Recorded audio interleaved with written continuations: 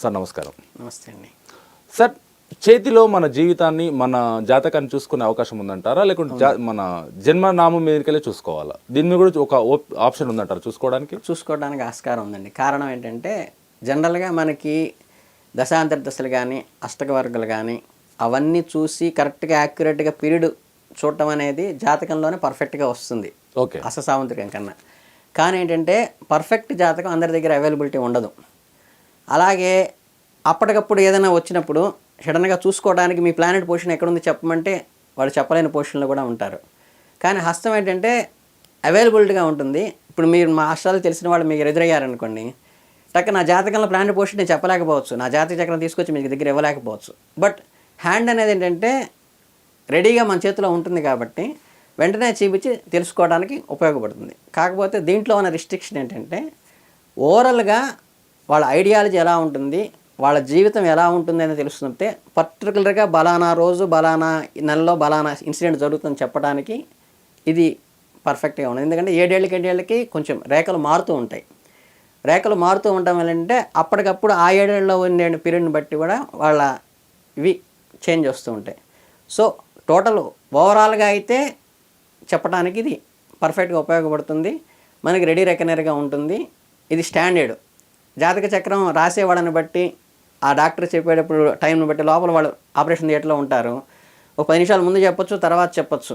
దాన్ని బట్టి ఏంటంటే జస్ట్ అప్పుడే లగ్నం మారిందనుకోండి టోటల్ ప్రిడిక్షనే మారిపోతుంది. కానీ ఇదేంటంటే ఇది మార్చడానికి కానీ ఉండదు, మన చేతిలోనే ఉంటుంది. కాబట్టి దీన్ని స్టాండర్డ్గా అథెంటికేటెడ్గా తీసుకోవడానికి ఆస్కారం ఉంటుంది. అంటే మన చేతిలో రేఖల్ని ఎలా చూసుకోవచ్చు? మనం చేతిలో ప్రధానంగా 3 రేఖలు ఉంటాయండి. ఇక్కడ నేను వివరించినట్టుగా ఇది దీన్ని జీవన రేఖ అంటారు, దీన్ని మస్తిష్క రేఖ అంటారు, దీనికి హృదయ రేఖ అంటారు. ఓకే, ఇవి ప్రధానంగా ప్రతి హ్యాండ్లో కూడా ఉండేటువంటి రేఖలు. రేర్ కాంబినేషన్లోనే వీటిలో డిఫరెన్స్ ఉంటుంది.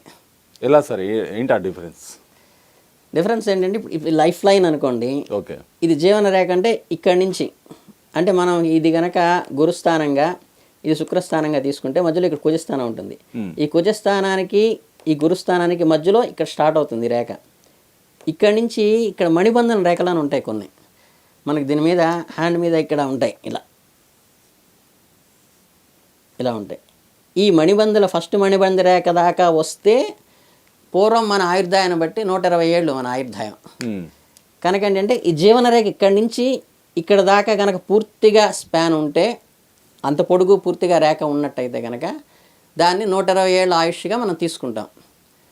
అలా కాకుండా దీన్ని కనుక మనం 12 ముక్కల కిందకి చేస్తే, అంటే దీని ఒక స్కేల్ లాగా ఊహించుకొని దాన్ని 12 భాగాలు చేస్తే ఆ ఏ భాగం దగ్గర మనకి చుక్క వచ్చింది, ఏ భాగం దగ్గర గొలుసులాగా వచ్చింది, ఏ భాగం దగ్గర కట్ అయింది, లేకపోతే రేఖ ఎంతవరకు వచ్చి ఆగిపోయింది అనే దాన్ని బట్టి ఆయుష్ని మనం అనాలిసిస్ చేయొచ్చు. జనరల్గా ఏంటంటే ఈ జీవన రేఖ లైఫ్ లైన్ ఎప్పుడైతే ఏంటంటే మనకి సన్నగా ఉంటేనే వాడికి ఆరోగ్యం బాగున్నట్టు లెక్క. ఇదేమో మందంగా ఉండాలి ఈ రేఖ, ఈ రేఖ సన్నగా ఉండాలి. ఎంత సన్నగా ఉంటే అంత ఆయుష్ బాగుందని చెప్తాం అన్నమాట. అలాగే మీరు ఇక్కడ రేఖ నుంచి స్టార్ట్ అయిన తర్వాత కొంతమందికి ఇక్కడ దాకా సగం దాకా వచ్చిన తర్వాత ఎండ్ అయిపోతుంది. ఓకే, ఆ ఎండ్ అయిపోయి కింద రేఖ లేదనుకోండి, దాని ఏంటంటే ఇండికేట్ చేయొచ్చు ఆయుష్ అంతవరకే ఉంది, 60 ఏళ్ళ వరకే, అంటే రిటైర్మెంట్ అయ్యి అవ్వకముందు ఆ రేంజ్లోనే వెళ్ళిపోతారు, ఎవరి చేతి కూడు ఆశించకుండా నలుగురికి తను పెట్టే స్థితిలోనే వెళ్ళిపోతాడని పాజిటివ్గా చెప్పాలి. అంటే నువ్వు మధ్యలో వెళ్ళిపోతావని కాకుండా పాజిటివ్గా. అంటే పూర్వం ఏం చెప్పేవాళ్ళంటే జాతకాల్లో మనకి దేశ బహిష్కార యోగం ఉందనుకోండి, వాడికి అమ్మాయి దేశంలో వెళ్ళిపోతే మన చోట రాణించలేడని చెప్పి నెగిటివ్గా చెప్పేవాళ్ళు. ఇప్పుడు దాన్ని ఏం చేస్తాడంటే మీ వాడికి ఫారిన్ వెళ్ళే యోగం ఉందని నేను చెప్తాం. అంటే దేశంలో రాణించడు, బయటికి వెళ్ళి రాణిస్తాడు అనేది ఇప్పుడు వాడు పాజిటివ్గా చెప్తున్నాం. రైట్. అట్లాగే పూర్వకాలంలో మనం ఏంటంటే కొన్ని నెగిటివ్గా చెప్పేది ఇప్పుడు పాజిటివ్గా చెప్తాం. అంటే పూర్వం ఏంటంటే అన్యాయార్జితం చేస్తాడు, ఎవరన్నా అన్యాయార్జితం బతుకుతాడు అన్నప్పుడు వీడు ధార్మికంగా బతకడని చెప్పేది చాలా నెగిటివ్గా చెప్తాం. ఇప్పుడు వాడికి మంచి మార్జిన్ వచ్చేటువంటి డిపార్ట్మెంట్లో చేరతాడండి మీ వాడు, ఇబ్బంది లేదు, జీతం కంటే గీతం ఎక్కువ ఉంటుందని అది పాజిటివ్గా చెప్తాం. అంటే ఇప్పుడున్న కాలానుగుణంగా అలా కొన్ని మనం చూసుకుని చెప్పచ్చు అనమాట. అట్లాగే ఏంటంటే మీకు ఇక్కడ చెప్పేటప్పుడు ఏంటంటే జ్యోతిష్కులు జనరల్గా మేము సైకలాజికల్గా చెప్పేది ఏంటంటే ఒక గ్లాసులో ½ వాటర్ ఉందనుకోండి, సగం దాకా వాటర్ ఉంది అని చెప్పడం వేరు, హాఫే వాటర్ ఉందని చెప్పడం వేరు.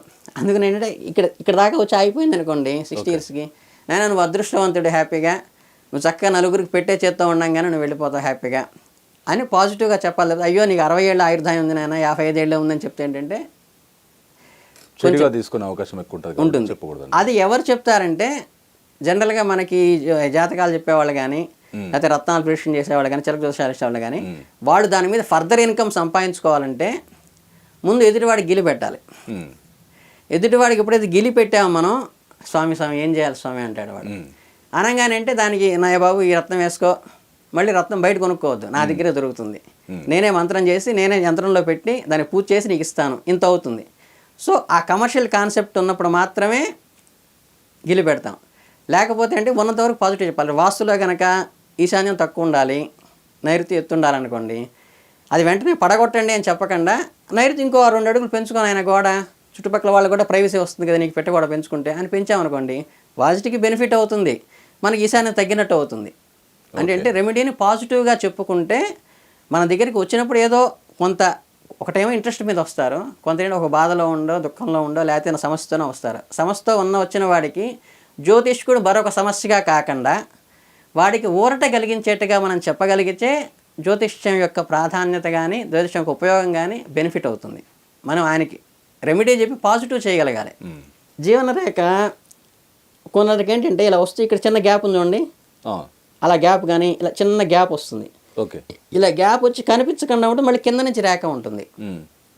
ఉన్నప్పుడు ఏంటంటే అక్కడ లైఫ్ థ్రెట్ ఉంటుంది. రెండవది ఏంటంటే సహజంగా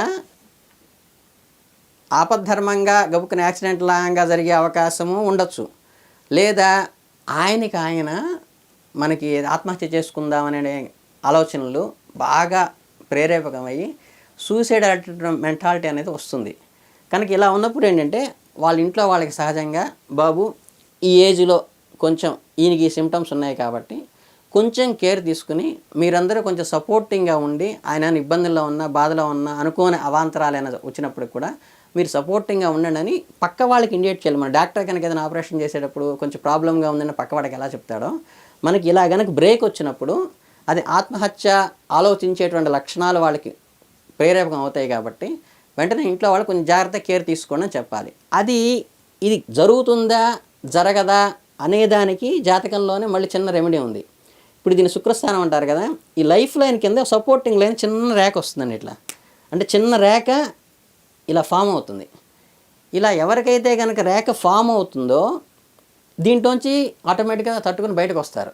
ఓకే, ఈ రేఖ లేకుండా, సపోర్టింగ్ లేకుండా జీవన రేఖలో కనుక బ్రేక్ వస్తే అక్కడ కొంచెం సీరియస్ అవుతుంది.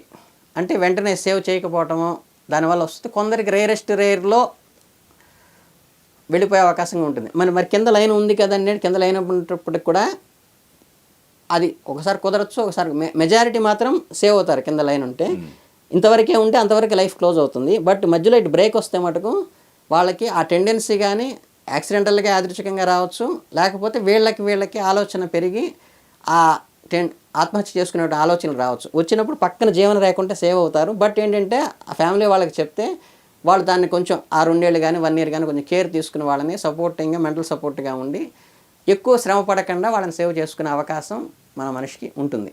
ఓకే, అంటే మనం ఒక మనిషిని సేవ్ చేయడానికి జాతకం ఇక్కడ ఉపయోగపడింది, అది తెలిసినందువల్ల. అది ఒక జీవన రేఖ వల్ల ఇలాంటి రేఖ ఉన్నప్పుడు సపోర్టింగ్ ఉంటే అవును సేవ్ అవుతారని ధైర్యం. ప్లస్ ఏంటంటే మనం ఇండికేట్ చేసినప్పుడు ఇంట్లో వాళ్ళకి వాళ్ళు వెంటనే కేర్ తీసుకుని దాన్ని వాళ్ళని రెస్క్యూ చేయడానికి. అంటే ఏంటంటే జస్ట్ ఈ జాతకం తెలియటం వల్ల, జీవన రేఖ గురించి తెలియటం వల్ల మన వ్యూయర్స్కి పక్క వాళ్ళకు ఉన్నప్పుడు వీళ్ళు సపోర్టింగ్గా ఫ్రెండ్ సర్కిల్లో కానీ, హాస్టల్లో కానీ, ఆఫీస్లో కానీ చూసుకుని సపోర్టింగ్గా ఉండొచ్చు. ఇంట్లో వాళ్ళకు ఉన్న సపోర్టింగ్గా ఉండొచ్చు. దానివల్ల ఏంటంటే ఒక లైఫ్ సేవ్ చేయడానికి వాళ్ళకి ఇప్పుడు మనం మోరల్గా మన సపోర్ట్ అవసరం అని తెలియచేయటం అనేది ఉపయోగపడుతుంది కదా. జస్ట్ ఈ జీవన రేఖను గురించి మనం డిస్కస్ చేయడం వల్ల ఎంతోమంది లైఫ్లు సేవ్ అవుతున్నాయి. మన సమాజానికి బెనిఫిట్ అయ్యేట్టు ఉండాలి మనం చెప్పేది. దీనివల్ల ఈ చెప్పిన సబ్జెక్ట్ వల్ల దానికి వాళ్ళ బెనిఫిట్ వస్తుంది వాళ్ళకి. అంటే ఇప్పుడు మధ్యలో ఇది మొత్తము పైనుంచి కింది వరకు ఉండి మధ్యలో గ్యాప్ కాకుండా కంటిన్యూ ఉందంటే ఇక్కడ వరకు పూర్ణ ఆయుర్దాయం అని చెప్పచ్చు. పూర్ణ ఆయుర్దాయం.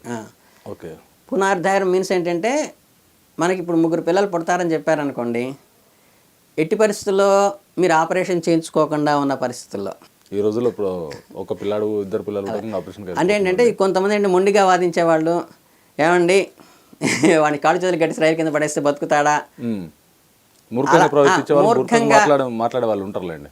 అడిగితే చెప్పడానికి లేదు, కానీ యాక్చువల్గా వాళ్ళకి లైఫ్ సేవ్ అవుతుంది.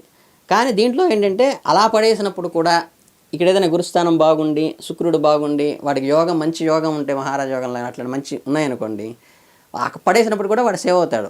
బట్ ఏంటంటే మనం అలా మూర్ఖంగా ఆలోచించకుండా లైఫ్ స్పాన్ సాధారణ స్థితుల్లో వాడికి అంత ఆయుర్దాయం ఉందని మనం లెక్క కట్టి చెప్పవచ్చు. తర్వాత దీంట్లో మీకు చెప్పాను కదా, మనకి ఏదైనా చివర వచ్చిన తర్వాత అక్కడ చిన్న మనకి ఒక గింజలాగా రావడం కానీ, గొలుసు కట్లాగా రావడం కానీ, అబ్స్ట్రక్షన్ ఉన్నట్టు కనిపిస్తుంది అనుకోండి, అక్కడ అనారోగ్యాన్ని ఇండికేట్ చేయొచ్చు. ఓకే, అనారోగ్యాన్ని ఇండికేట్ చేయొచ్చు. అంటే ఇప్పుడు ఈ 12 భాగాలు చేసుకుంటే జీవన రేఖని ఎక్కడైతే మీకు చుక్కలాగా ఉంటుందో, అక్కడ కొంచెం అబ్స్ట్రక్షన్గా ఉంటుందో అక్కడ అనారోగ్యంగా చెప్పచ్చు. అదే జీవన రేఖ ఎండ్ అయిపోయే దగ్గర చుక్క ఉందనుకోండి, ఇలా ఇలా చిన్న చుక్కలాగా వస్తుంది. అక్కడ చుక్కలాగా అంటే కొంచెం మందంగా అయిపోయి వస్తుంది అన్నమాట, బ్లాకిష్గా. అలా వచ్చినప్పుడు ఏంటంటే అక్కడ అనారోగ్య సూచనగా మనకు చెప్పచ్చు. ఇది లైఫ్ స్పాన్ ఫుల్గా ఉండి అలా చుక్క వస్తే ఆ ఏజ్లో మనం అనారోగ్యం కింద చెప్తాం.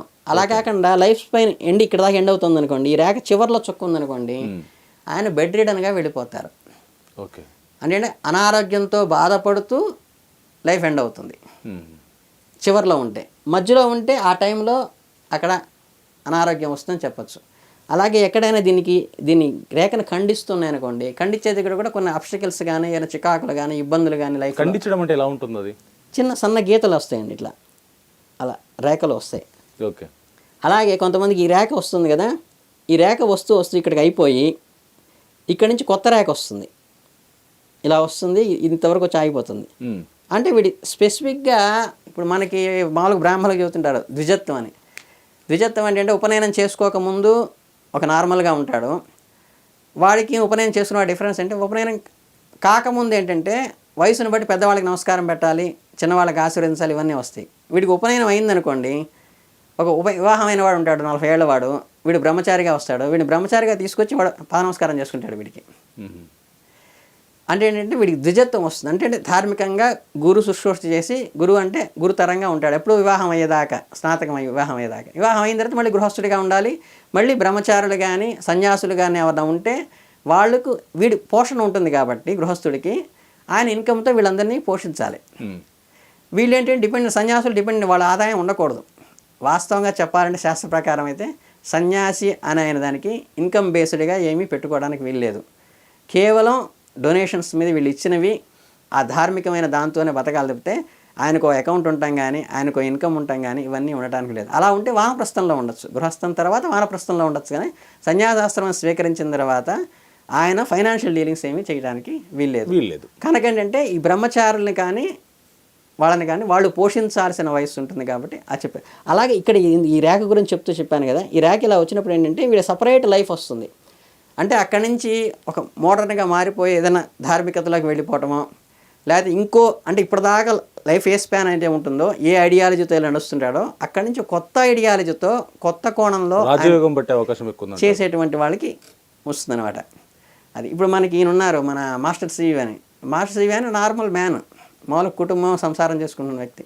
ఉన్నట్టుండి ఒక రోజు ఎందుకో పైనుంచి ఒక స్టార్ లాగా వచ్చి ఆయన మీద పట్టడం వల్ల అందరూ ఏదో అక్కడ ఏదో పిడుగు పడింది, మనిషి చచ్చిపోయాడేమో గవర్నమెంట్కి వెళ్ళారు. వెళ్ళిన తర్వాత కంప్లీట్ ఆయన మారిపోయి అప్పటి నుంచి ఇవన్నీ నోస్ట్రాడమస్, బ్లావెట్స్కి ఇవన్నీ అంటే వాళ్ళకి నార్మల్ మ్యాన్లోకి ఒక అతీంద్రియ శక్తి ప్రవేశించడం వల్ల అక్కడి నుంచి వాళ్ళు కంప్లీట్ చేంజ్ అయిపోతారు. ఓకే, మన తెనాలి రామకృష్ణుడి కనుక అమ్మవారు నాలుగు మీద రాసింది అక్కడి నుంచి మారిపోయాడు అన్నట్టుగా అలా వ్యాస్ట్ చేంజ్ సపరేట్. అంటే ఈ లైన్ కంటిన్యూ కాకుండా సపరేట్ లైన్ ఎక్స్టెండ్ అయితే వాళ్ళు కొత్త కోణంలో ప్రజలకు కనిపించేటువంటి అవకాశం ఆ పీరియడ్ నుంచి ఉంటుందని చెప్పవచ్చు. సార్, లైఫ్ లైన్ గురించి మీరు చక్కగా ఎక్స్ప్లెయిన్ చేశారు. దాని గురించి నాకు తెలిసి ఇప్పటివరకు నాకున్న డౌట్స్కి, మన ప్రేక్షకులకు ఉన్న డౌట్కి చాలా వివరంగా వివరించారు కాబట్టి చాలా ధన్యవాదాలు సార్. నెక్స్ట్ మళ్ళీ ఒక ఎపిసోడ్కి వెళ్తాం. ఓకే, ధన్యవాదాలు.